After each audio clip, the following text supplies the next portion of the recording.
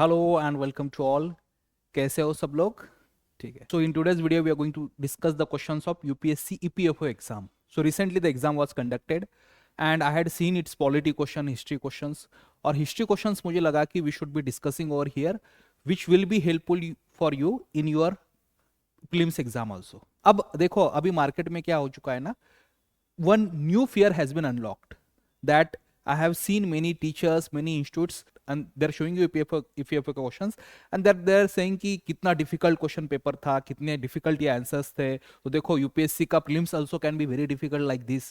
Okay, and then they are creating that fear and they're asking you to join their courses कि देखो it is very difficult. Okay, fine, yes, I can understand कि paper was difficult, but see, you are UPSC CSC aspirants and you're already actually tuned to that particular difficulty. If you see the last couple of years prelims exam also, उसमें difficulty level है, history के questions की भी है, और शायद वो थोड़ी ज्यादा आगे बढ़ सकती है, तो उससे कोई हमें डरने की जरूरत नहीं है. Let's try to understand.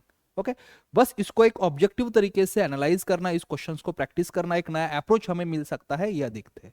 Point ये है कि सर यूपीएससी के यूपीएफओ के क्वेश्चंस को हमने क्यों सॉल्व करना चाहिए. That is also one of the aspect, right, कि why you should be solving this. Why, first of all तो इसका रीजन है कि exam is conducted by UPSC. Okay, fine. तो same kind of pattern could be there. Second, these are really good quality questions. जो UPSC question set करता है, these are really good quality questions, and that's why you should see look into this particular question, चाहे वो polity को history को. I will cover history over here. Third, अगर आप देखो तो ये यूपीएससी के जो क्वेश्चंस है, फाइन, इसका difficulty level, if you see this years UPSC EPFO history questions, इसका डिफिकल्टी लेवल अगर आप देखना तो मॉडरेट टू हाई है. तो it has a decent, I'll say very, rather I'll say high difficulty level as such. Okay, fine. And it also gives a kind of approach, yeah, we can say new approach of UPSC in terms of questions. Okay, and that's why it is good to solve such questions. Okay, so अब मैं इस analysis पे आता हूं कि हमारा जो UPSC का यूपीएफओ का इस बार का पेपर हुआ है, उसमें how many questions were asked. Okay, तो हिस्ट्री में अगर देखना तो उसमें अराउंड 10 क्वेश्चंस आप कह सकते हो देवर आस्क्ड. उसमें एक जो था आर्ट एंड कल्चर का था, करंट अफेयर्स से related. Okay, there was one more question in this, sorry, इसमें one question was there that is current affairs related. Okay, then आप देखते हो कि 4 क्वेश्चंस वर देयर जो मॉडर्न हिस्ट्री के थे. ओके, फाइन. And then I will say कि अराउंड 5 क्वेश्चन जो है दोज मैं कह सकता हूँ आर्ट एंड कल्चर के थे. तो if I include that current affairs also in this part, तो 6 art and culture question, 4 modern history question, तो टोटल 10 क्वेश्चंस वर देयर. और डिफिकल्टी लेवल अगर इसका मैं देखूं तो ये moderately to highly difficult questions थे from the aspirants point of view. Okay, so let's analyze one by one these questions. इसके through you will get a new knowledge also. At the same time you will have a एक आपको नया approach भी UPSC का यहाँ पता चलता है. But don't be afraid of such questions, don't fall for that fear mongering. Okay, now let's start with the first question जो मॉडर्न हिस्ट्री का आपका क्वेश्चन है. That question is regarding the tribal revolts. So what does this question say? The rebellions that broke out at regular intervals against British authorities in hill region of Visakhapatnam, popularly known as Gudem area, were due to which of the following reasons? So this question is regarding the reasons of the rebellion that happened in the Gudem area. मतलब ये Gudem area Visakhapatnam, ये which region is this? अब इसको अगर आप देखना तो you must have studied something called as a Rampa rebellion. ओके, तो ये रैम्पा रिबेलियन के बारे में एक पर्टिकुलर क्वेश्चन है. Let's try to understand this particular thing. So there was something called as a Gudem area या रैम्पा हिल्स. इसको हम रैम्पा हिल्स कहते हैं, ओके, या गुडेम एरिया कहते हैं. And this is a region of Andhra. ये हिली एरिया है आंध्रा का. ओके, एंड इस रीजन में अगर देखा जाए तो राइट फ्रॉम आप कह सकते हो from 1879 there is a kind of sequence of revolts या rebellions that had happened against the Britishers. Okay, so 1879 में यहाँ रिवॉल्ट होता है. 1886 में यहाँ आप देखते हो तो फिर से होता है. उसके बाद अगर देखना तो 1922 टू 1924 इस पर्टिकुलर पीरियड में भी Alluri Sitarama Raju, you must have heard that name, right, तो उनके लीडरशिप के अंडर यहाँ रिवॉल्ट होता है.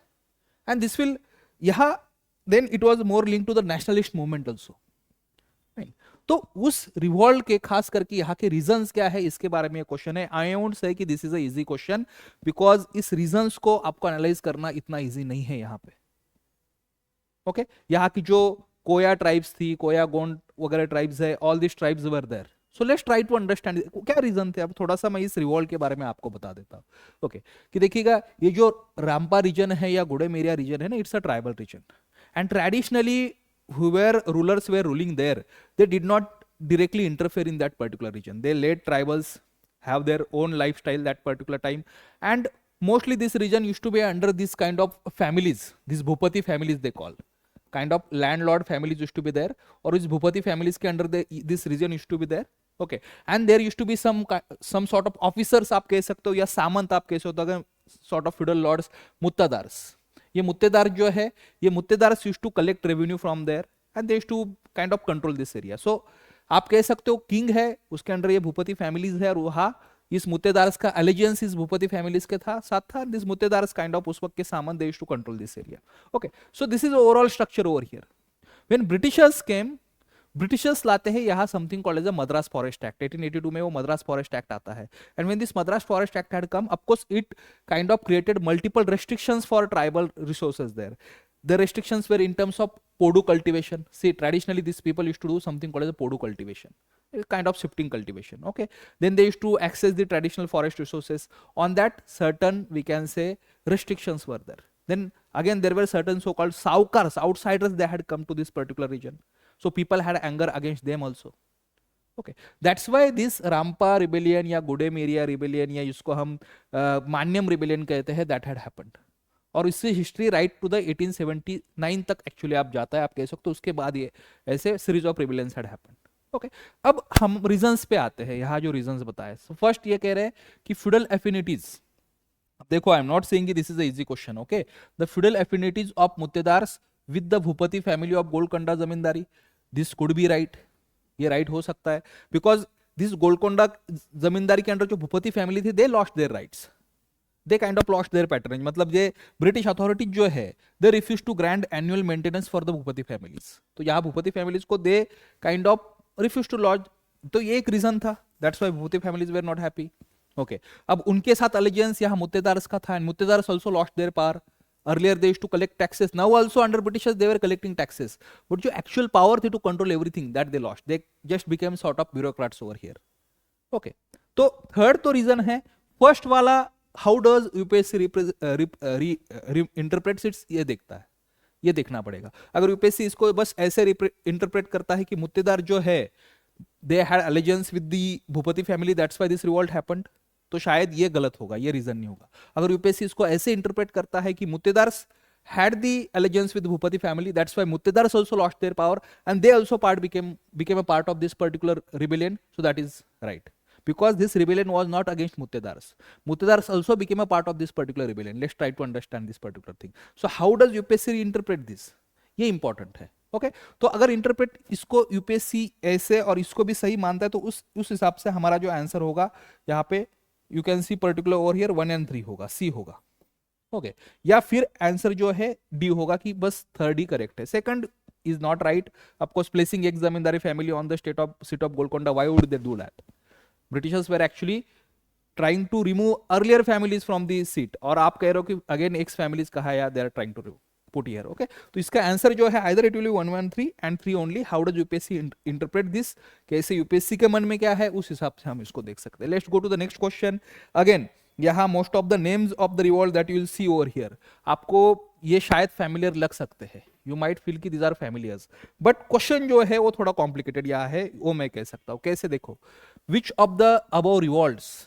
Okay, मतलब basically the question is saying कि इसको आपको chronological order में arrange करना है. क्वेश्चन यहाँ क्या कहता है आपका, कि आपको इसको क्रोनोलॉजिकल ऑर्डर में जो है अरेंज करना है. ओके, तो let's see this particular movements one by one. For example, अब मैं क्रोनोलॉजिकली ही आपको इसको बता देता हूँ. फॉर एग्जांपल, संथाल रिबेलियन है, इट हैपेंड समवेयर इन 1858-59 में होता है आपका Santhal rebellion. Okay, Sidhu and Kanhu Murmu, इनके अंडर संथाल परगना है, वहां ये होता है. ओके, फिर Kherwar movement. Now many people may not know about this particular movement, but Kherwar movement जो है आप कह सकते हो 1868 में होता है, अगेन इस संथाल रीजन में ही होता है. ओके, और मांझी इसके लीडर थे इस खेरवार मूवमेंट के. ओके, और इसको सफाहोर मूवमेंट भी कहा जाता है. Sapha Har movement also this is called. Okay, तो 1868 के आसपास इसको कह सकते हो। अब Deccan revolt, I am sure कि most of the serious aspirant जो होते हैं वो डेक्कन रिवॉल्ट के बारे में पढ़ते हैं। और डेक्कन रिवॉल्ट जो है आपका ये 1875 में स्टार्ट होता है महाराष्ट्र के एरिया में, उस वक्त के बॉम्बे प्रेसिडेंसी के एरिया में। Okay, and there are multiple reasons for that: the high taxation, rayatwari taxation, then issues of peasants, then there was linkage of American Civil War also. We study that in all your classes और आप book में भी पढ़ते हो। तो 1875 में होता है। और रैम्पा रिबेलियन, जैसे मैंने कहा, इसको कैसे भी इंटरप्रेट करना, तो अर्लीस्ट भी रैम्पा रिबेलियन है, दैट विल हैपन इन 1879, या फिर जो version that you generally study that is 1922। तो इसका सीक्वेंस अगर मैं कहूँ तो इट्स लाइक 2।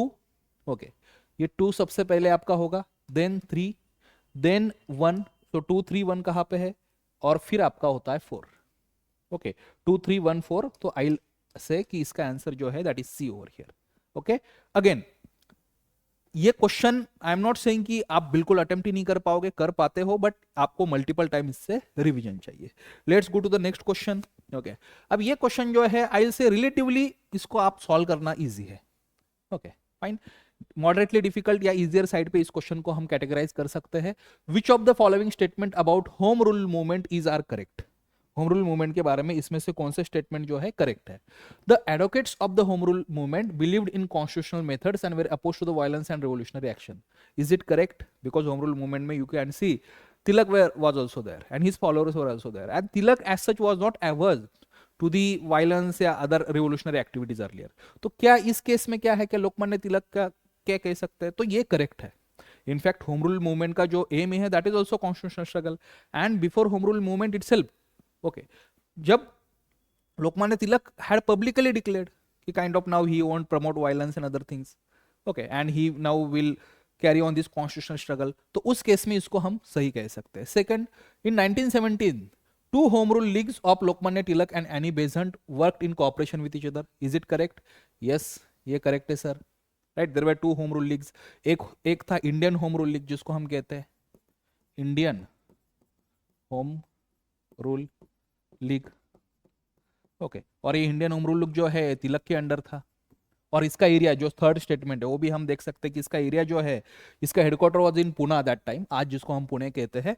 और ये इंडियन होम रूल लीग है, इट हैड ऑफकोर्स, इसका एरिया जो है आप कह सकते हो उसका उस वक्त का महाराष्ट्र एक्सेप्ट बॉम्बे, बॉम्बे छोड़ के जो महाराष्ट्र है, फिर बेरार है। ओके, थर्ड आप कह सकते हो सेंट्रल प्रोविंसेस है, कर्नाटका का एरिया है। ओके, सो ये सारा एरिया है Maharashtra except Bombay, you try to understand, ये सारा तिलक जी के अंडर था।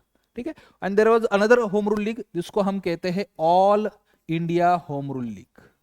Okay, All India Home Rule League later जिसका leadership Gandhi ji had taken, he had renamed it to Swarajya Sabha. तो ये All India Home Rule League जो है ये उस वक्त वर्क करता था एनी बेसेंट जी के अंडर, दैट इज बॉम्बे और rest of the India, rest of the India में it used to work. Okay, तो उस लॉजिक से अगर जाएगा तो थर्ड स्टेटमेंट आपका इनकरेक्ट है। व्हाई? आप थर्ड स्टेटमेंट देखना है, Annie Besant confined her activities to Bombay Presidency and Central Provinces, that's wrong, right? वो जो एक्टिविटीज है that was the area under Tilak. Okay, तो उस एस्पेक्ट में 1 and 2 जो है ये स्टेटमेंट्स मेरे करेक्ट है, आंसर जो होगा that is A over here. Let's go to the next. Okay, ये जो क्वेश्चन है यहां आप देख सकते हो। Okay, fine, you can see this particular question over here. Here UPSC is kind of focusing on a larger, we can say, timeline over here from 1920 to 1935, and I haven't seen this happening in UPSC prelims also earlier, and that's why this question is kind of a new trend that UPSC might start. Okay, ये mains में देखा गया है कि यहाँ UPSC is not asking about any particular movement.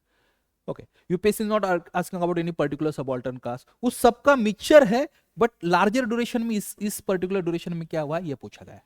Okay, तो question क्या है? In Bihar and Bengal the non cooperation movement owed its effectiveness to the participation of peasants. Okay, fine, तो इज इट करेक्ट? यस, ये सही है कि बिहार और बंगाल में नॉन कॉपरेशन मूवमेंट है। यहाँ आपको ये काफी, मतलब आप नॉन कॉपरेशन मूवमेंट का अच्छे से एनालिसिस करना, उसका काफी अच्छा एनालिसिस आपको शेखर बंडोपाध्याय जी के बुक में दिया। तो non cooperation movement you will find कि Gandhi ji was dependent on the local leadership in multiple places. Okay, the movement was dependent on local leadership on multiple places, as well as जो peasants वगैरह इनकी जो aspect है उस पर भी dependent था। तो that is actually right. In Bihar they were organized against the planters under the banner of Kisan Sabha. Organized under the banner of Kisan Sabha. Is that correct? ये correct है. अब किसान सभा देखो, you must have studied about the All India Kisan Sabha, right? You must have studied about All India Kisan Sabha. अब All India Kisan Sabha आप देखना 1936 में सर स्टार्ट हुआ अंडर स्वामी सहजानंद सरस्वती जी के अंडर. तो आप कहोगे कि ये तो क्वेश्चन 1920 से 35 के अंडर है. बट बिफोर ऑल इंडिया किसान सभा स्टार्टेड, ये स्टार्ट होने से पहले ही अगर आप देखना तो अराउंड 1929 में ही, ओके, अराउंड 1929 में ही बिहार प्रोविंशियल किसान सभा है स्टार्टेड. बिहार प्रोविंशियल किसान सभा स्टार्ट हुआ था, जिसके लीडर अगेन जो लीडरशिप बाद में ऑल इंडिया किसान सभा की होती है वो होते हैं like Swami Sahajanand Saraswati and other people. So उस कॉन्टेक्स्ट में अगर देखा जाए तो सेकंड इज राइट. थर्ड देखते हैं मिदानपुर इन बंगाल. ये महिषा pageants rallied against the taxes of union board under the leadership of Birendranath Sanyal. Is that correct? Correct है. Okay. आपने अगर हिस्ट्री कभी पढ़ा है तो you might have studied this name B.M. Samsal. Sorry, B.M. Sasmal. I'm really sorry. B.M. Sasmal. Okay. तो ये B.M. Sasmal मतलब ये बीरेंद्रनाथ ससमाल है. और ये कहाँ का है? Again in Bengal. बंगाल में एक महिषा इज अ, आप कह सकते हो कम्युनिटी ऑफ पेजेंट्स या caste of peasants which are quite powerful that time in terms of their caste affinities and their structure of the caste. तो वेरी क्लोज निट आप कह सकते हो this peasant community was there. तो आपको this community उस वक्त क्या है रैली करती है against the taxes of union board. Union board taxes क्या है? Union board were the local boards under British government. So they also used to impose taxes जिसको कहा जाता था यूनियन रेट. ओके, तो ये union rate taxes, union board taxes were there and they were of course doing this particular agitation against that. तो answer इसका जो है that is A over here. अब थोड़ा सा यहाँ इस क्वेश्चन में ये अगर यूपीएससी का ठीक है फाइन ओवर हियर, चलो ओवर हियर, ठीक है फाइन. तो थोड़ा सा है ना, let's try to understand.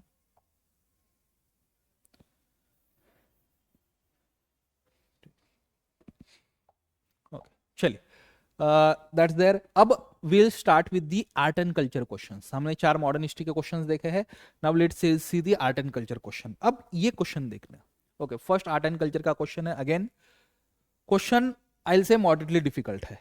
Okay, let's see what is this question. This is regarding Bharat Muni Natyashastra. Okay, Bharat मुनि का जो नाट्यशास्त्र है उसके बारे में ये क्वेश्चन है. Okay, it is dated by scholars between the 2nd century BC to 2nd century C. Yes, इसका कोई एक पर्टिकुलर डेटिंग नहीं है. ओके, मोस्टली एक एग्रीमेंट है कि it is kind of created post modern period में. Okay, but when that particular dating अभी नहीं है, तो आपको 2nd सेंचुरी बीसी से लेकर 2nd सेंचुरी सी तक this particular book was created by Bharat Muni. ये थोड़ा सा एग्रीमेंट है. Then it analyses the theatrical spectacle as an amalgam of speech, vocal instrument, music, gestures and mime. I think this is right. इसका क्या pronunciation, you can see this. Okay, this ये मुझे लगता है सही है. ओके, मतलब सही है इन द सेंस कि आप भी इसको इजीली गेस कर सकते हो कि ऑफकोर्स भरत मुनि का नाट्यशास्त्र है तो इसमें सारी चीजें होगी. ओके, जैसे he is talking about speech that is vachika. Okay, gesture that is angika. तो अलग अलग चीजों के बारे में ये वो लिखते हैं. थर्ड वाला देखना, it the ground it covers is less extensive than Aristotle's Poetics, its nearest ancient Greek counterpart. That is completely wrong. Bharat Muni's Natyashastra is more exhaustive हम कह सकते हैं और कॉम्प्रिहेंसिव है than the Aristotle's Poetics. Bharat Muni के नाट्यशास्त्र में आपको डांस के बारे में दिखाया गया है, ड्रामा के बारे में बताया गया है, म्यूजिक के बारे में they have told over here. Bharat Muni ka Natyashastra talks about makeup, talks about different, we can say stage. Okay, multiple things it actually covers. Okay, fine. तो इसलिए आंसर जो हमारा होगा that is 1 and 2 only, that will be B over here. Answer जो है वो B होता है. चलो नेक्स्ट क्वेश्चन देखते हैं. Next question is who among the following discovered the rock art of Bhimbetka? Now this question is highly factual by EPFO. Okay. तो but is it that difficult? Probably अगर आप NCERT पढ़ते हैं या फिर you will have studied some other class notes या मेरी class किया होगा, तो यू मस्ट अंडरस्टैंड कि इसका आंसर जो है दैट इज वीएस वाकनकर है. ओके, तो वीएस वाकनकर एक आर्कोलॉजिस्ट थे और काफी इंटरेस्टिंग स्टोरी है कि V S Wakankar was travelling by train. Okay, and when he was travelling by train he kind of noticed some such kind of structure, some rock caves there. Okay, and some rocks there. Then after that the exploration has started. तो वहां इसका answer जो है that is C over here. Okay, चलो next question है. The next question is regarding again chronology है, highly factual one, not that easy. Okay, but it is not unsolvable if you have done multiple time of revision. और मैं हमेशा हमेशा हमेशा ये students को कहता हूं कि हिस्ट्री में ये काफी बड़ा मीथ है that is propagated, that chronology is not important, dates are not important. Yes, I am saying, yes, I can understand you don't have to remember exact dates. Ha, if something is there is a very big event, in that case you should remember the exact date, because UPSC might ask question on that. For example, when did Dandi March start, when did it stop, okay, when did some kind of war had happened, उसके आप कुछ इसमें exact dates याद रखना. But बाकी case में at least chronological वे में पढ़ना, उसको डेट्स को कंप्लीटली इग्नोर करना नहीं, बट उसको एक क्रोनोलॉजी के इसमें पढ़ना. ओके, बिकॉज क्रोनोलॉजी पे क्वेश्चंस यूपीएससी पूछता है, ईपीएफओ में हो चाहे यूपीएससी प्रीलिम्स में हो. Okay, fine. तो ये मिथ जो है that is propagated by some people that UPSC के हिस्ट्री में आपको डेट्स को ज्यादा इंपॉर्टेंस नहीं देना है एंड क्रोनोलॉजी को इंपॉर्टेंस देना है, that's complete false thing, false narrative. Okay, fine, let's try to understand. Okay, and there is one more we can say myth again regarding the history that is propagated by some people. इसकी history में facts important नहीं है. How facts are not important in history? I don't understand this. Okay, कैसे facts important नहीं है? अरे history is all about facts. Okay, और specially अगर आप प्रीलिम्स की एग्जाम्स देखना और किसी भी एग्जाम देखो, आप प्री का एग्जाम यूपीएससी सीएससी का देखना, ईपीएफओ का देखना, कोई भी है, तो हिस्ट्री तुम्हें तो फैक्ट्स ही पूछा जाता है. और क्या पूछा जाता है आप मुझे बताओ. ओके, जो एनालिटिकल पार्ट है, that analytical part comes more in picture in mains, and in that case also you need some facts. Why? So that you can substantiate your answer. Okay, तो ये मिथ को थोड़ा सा हम bast करते हैं. नहीं, facts are important in history. History ऐसा सब्जेक्ट जो आपको मल्टीपल टाइम रिवाइज करना पड़ेगा, and that's why it sometimes makes it difficult also. Okay, fine. Now observe this question properly. UPSC EPFO का ये जो क्वेश्चन है, observe this question properly. The moment you see this particular question you will feel कि ये question जो है काफी difficult है. ओके सर, ये काफी डिफिकल्ट क्वेश्चन है बिकॉज इसमें 4 arts have been given. Okay, generally that is regarding painting, and they are asking to arrange this in chronological order.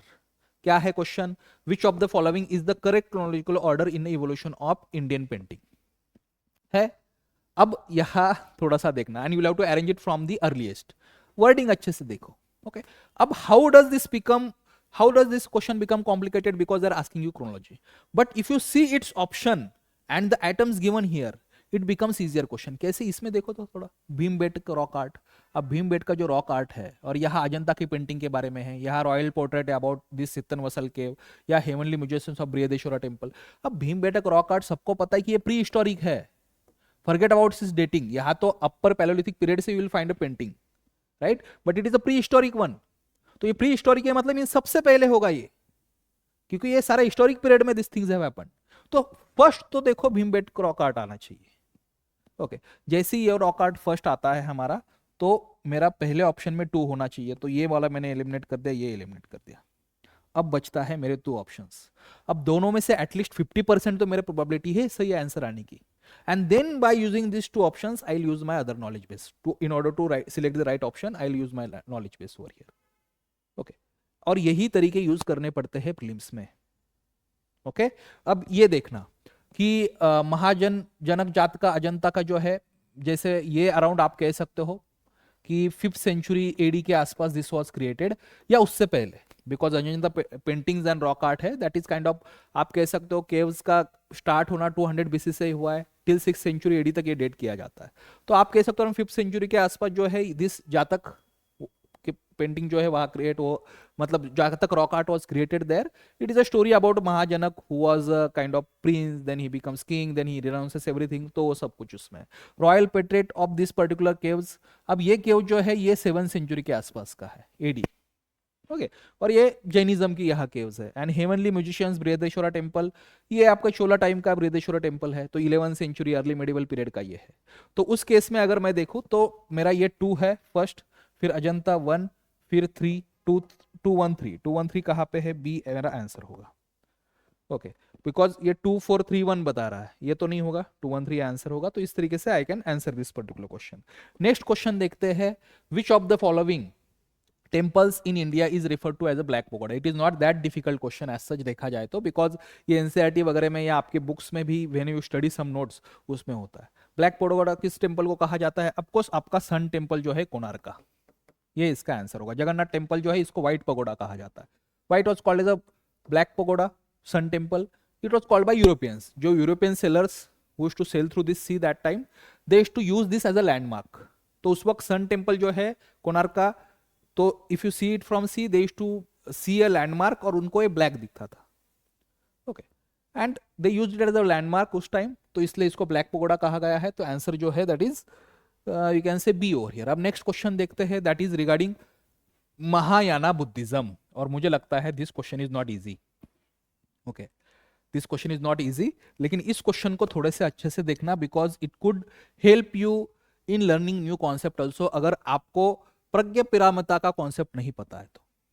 Okay, तो इस पहले एक एक ऑप्शन में पढ़ता हूं. Which of the following statement with reference to Mahayana Buddhism is are correct? Female deities are benevolent saviours and protectors who embody Buddhist virtues. First of all, क्या Mahayana Buddhism में फीमेल डेटीज या फीमेल डेटीज का concept है और उसको क्या माना जाता है? Yes, that's right. On do they embody this benevolent saviours and protectors? Yes, ये करेक्ट है. ओके, चलो आगे देखते हैं, और आगे के बाद फिर हम थोड़ा इसका कॉन्सेप्ट देखते हैं. In Prajna Paramita text, knowledge is visualised in feminine form as a deity called Prajna Paramitas या Prajna Paramitas. Prajna Paramita is described as the source of omniscience of all the Buddhas and the mother of all Buddhas. अभी जब आप पढ़ोगे ना ये क्वेश्चन, ओके, उस वक्त शायद थोड़ा माइंड हैंग हो सकता है कि सर ये एग्जैक्टली कहना क्या चाह रहा है. तो थोड़ा सा मुझे एक कॉन्सेप्ट आपको समझाने दीजिए. ये कॉन्सेप्ट थोड़ा सा आप अच्छे से समझिएगा. वो कॉन्सेप्ट है प्रज्ञ परामितास का. सबसे पहले तो ये क्या होता है, let's try to understand this term paramitas. तो ये परामितास की कॉन्सेप्ट जो है ये आपको दिखती है महायाना बुद्धिज्म में. ऐसा नहीं कि बाकी बुद्धिज्म में नहीं है, बट महायाना बुद्धिज्म में this is a mainly concept. Paramitas मतलब क्या होता है? These are certain virtues. Paramitas क्या होता है? सर्टेन वर्च्यूज एंड योर, या इसको हम कह सकते हैं परफेक्शंस. तो you are suppose to have certain virtues या perfections. Okay, and once you have this virtues and perfection, yeah, you attain certain virtues and perfection, then you can attain nirvana. तो generally Mahayana Buddhism में ऐसे 6 virtues है, 6 virtues है, या okay, या 6 parameters है which you are supposed to have, then you can attain a nirvana. अब इसमें जो 6th है वो है विजडम. विजडम, विजडम मतलब ये प्रज्ञा या प्रज्ञा उसको हम कहते हैं. ओके, ये प्रज्ञा जो है ये मतलब विजडम है. Okay, fine. तो जब मैं कहता हूं Prajna Paramita, okay, it means perfection of wisdom. Okay, so इप्स, तो 6th आपका मतलब सबसे इंपॉर्टेंट इसमें वर्च्यू माना जाता है 6th, that is wisdom. Okay, wisdom मतलब प्रज्ञा. तो प्रज्ञ पिरामिता मतलब क्या है कि आपने ये विजडम परफेक्ट कर लिया, मतलब you have now attend that, जो perfection of wisdom also you have attend. Okay, पर अब महायाना बुद्धिज्म में सर लेकिन विजडम किस बात का, किस चीज को विजडम माना जाता है? What is wisdom? Wisdom is actually right knowledge. What is right knowledge? Right knowledge होता है शून्यता का, शून्यता, एम्प्टीनेस. ओके, तो एम्प्टीनेस या शून्यता ये ट्रू है, ये जब आपको नॉलेज मिलता है तो you have attend the wisdom. Okay, तो फिर उसको हम कहते हैं कि प्रज्ञा परामिता, मतलब ये आपने कह सकते हैं कि परफेक्शन ऑफ विजडम आपने कर लिया है, आपने अटेंड कर लिया है. ओके, अब ये विजडम कैसे इंपॉर्टेंट है, ये परफेक्शन ऑफ विजडम कैसे इंपॉर्टेंट है, 6th वर्च्यू से कैसे इंपॉर्टेंट है, इसके बारे में there are multiple text in Mahayana Buddhism. Okay, और उस टेक्स्ट में ये जो प्रज्ञा परामिता एज अ कॉन्सेप्ट है उसको फीमेल डेटी के फॉर्म में दिखा गया है. फॉर एग्जाम्पल हम विद्या, विद्या की देवता, इनको हम पर्सोनिफाई कहते हैं in terms of female deity, that is मां Saraswati, right? So we bow before her, fine. तो उसी तरीके से यहां जो परफेक्शन ऑफ विजडम की डेटी जो है that is shown in a, आप कह सकते हो female form, and who is considered as the mother of all the Buddhas. या we can, is it because this virtue is also considered as the most important virtue out of that 6 parameters. Okay, तो इसलिए ये भी statement आपका correct है, this statement is also correct. तो answer will be A over here. Answer जो है A. Question is difficult, probably highly difficult. Okay, fine. तो बट इस क्वेश्चन के थ्रू हमें नया जो नॉलेज है यहाँ कहीं ना कहीं मिलता है। चलो अब नेक्स्ट क्वेश्चन देखते हैं। नेक्स्ट क्वेश्चन ये आपका एक करंट अफेयर्स के बेस्ड क्वेश्चन है, तो some of you might not even categorise is as a part of history art and culture question, but है कल्चर के regarding, that's why I have put it over here. Okay, UPSC एक आधा ऐसा कभी कभी question पूछ सकता है, प्रीलिम्स में भी। श्री जतिन गोस्वामी के बारे में क्वेश्चन है, who received this Padma Bhushan award. Okay, तो वो किस डांस फॉर्म के रिगार्डिंग रिलेटेड है जतिन गोस्वामी जी? तो आंसर जो है दैट इज बी, ये डायरेक्टली एक फैक्चुअल एस्पेक्ट है, आंसर बी होगा। Okay, so this were the UPSC EPFO questions. Okay, इस क्वेश्चंस की सारी पीडीएफ वगैरह also I am going to put in my Telegram channel. तो एक तो मेरा ये व्हाट्सअप, आप डायरेक्टली मुझे यहाँ मैसेज कर सकते हो by scanning this particular code, या टेलीग्राम जो है ये भी आप ज्वाइन कर सकते हो। ठीक है, चलिए, थैंक यू।